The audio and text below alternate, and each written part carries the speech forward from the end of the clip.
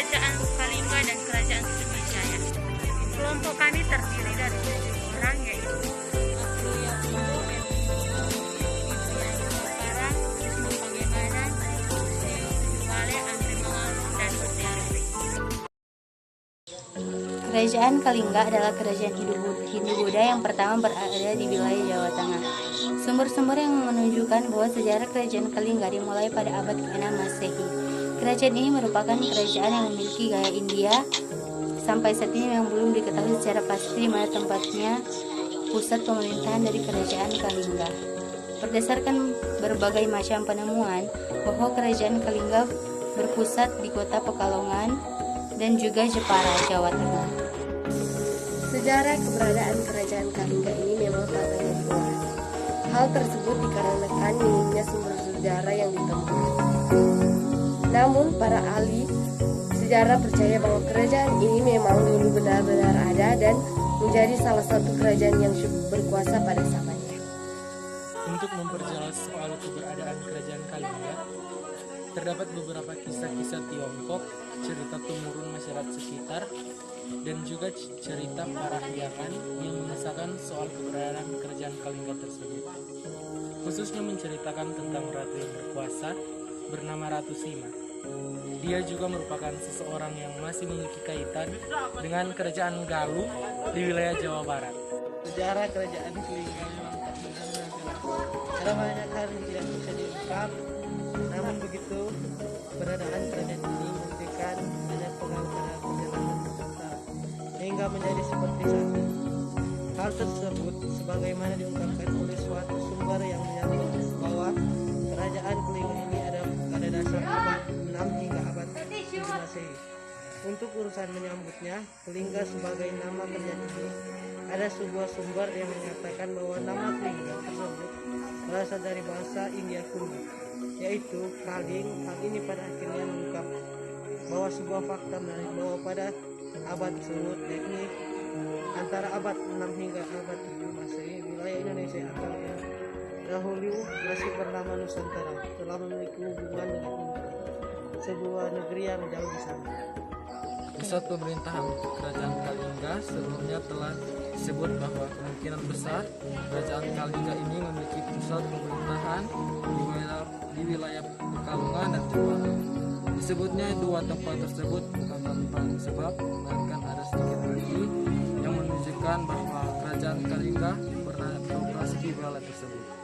Disebutnya Jepara sebagai salah satu kota pemerintahan adalah karena di wilayah tersebut terdapat sebuah tempat bernama Keling yang berada di wilayah pantai utara.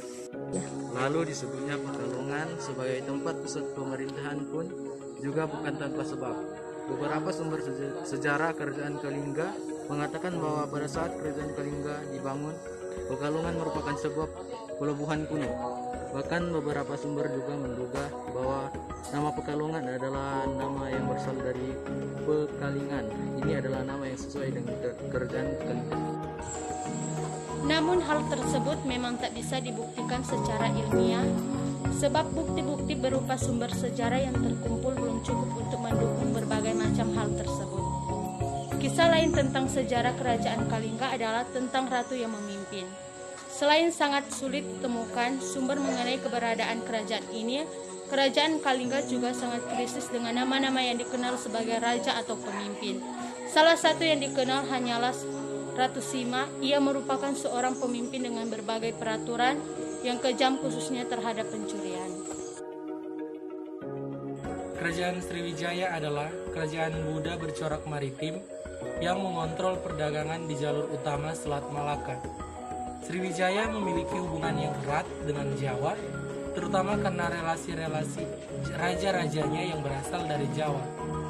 Kemunculan Sriwijaya pada abad ke-6 Masehi sendiri masih menimbulkan sejumlah pertanyaan karena eksistensinya yang lebih lambat dibandingkan kota-kota di Asia Tenggara. Mengingat perdagangan antara Romawi, India, Cina telah berkembang pesat. Sementara posisi Sriwijaya di pesisir Sumatera Timur merupakan bagian dari jalur utama tersebut.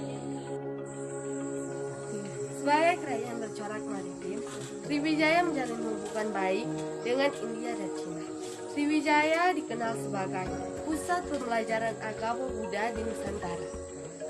Kerajaan ini cukup sering mengirimkan perwakilan ke Kaisaran Cina sebagai bentuk ketundukan dan jaminan keamanan. Sriwijaya diduga menguasai wilayah hingga ke Thailand Selatan, Semenanjung Malaya, bahkan Madagaskar. Ya. Serta dari Sriwijaya sendiri masih dipersoalkan hingga saat ini. Pendapat yang cukup populer adalah yang diungkap oleh G. Soedes pada tahun 1918 bahwa pusat Sriwijaya ada di Palembang. Sementara J.L. Moyens misalnya merekonstruksi peta Asia Tenggara menggunakan berita-berita Cina dan Arab, menyimpulkan bahwa Sriwijaya tadinya berpusat di Kedah, kemudian berpindah ke Muara Takus. Soemono dalam pendapat lain menyampaikan Jambi sebagai lokasi yang tepat bagi pusat Sriwijaya karena lokasinya yang terlindungi karena ada di dalam teluk namun menghadap langsung ke laut lepas.